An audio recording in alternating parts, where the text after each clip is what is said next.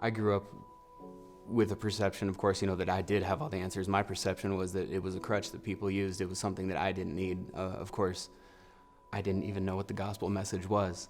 And all my preconceived notions and all my judgments on Christianity, really, when it comes down to it, were based in nothing, something I knew nothing about. I did not know the gospel message, and I was making assumptions that were absolutely just based on nothing.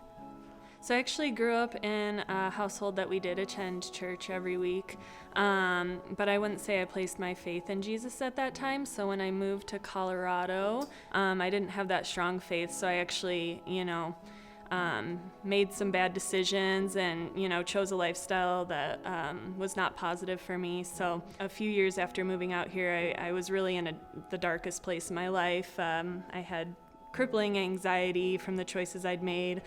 Ended up with, having a lot of shame for the things I'd done. So then after knowing each other for a little while, one of my good friends from Fort Collins invited us to faith on, it was an Easter Sunday.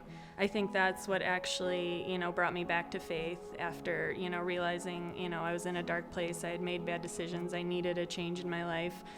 And I think for me, it was just the message of grace and the fact that I could bring myself and who I was and my brokenness and all the shame that I had, similarly to Kayla, for the lifestyle I was living and the decisions I was making, that I didn't need to be perfect to come to him, that he would meet me where I was. To be honest with you, a lot of it had to do with the environment that I found myself in at Faith and just the love of the people around me and the way I was embraced by the whole community there.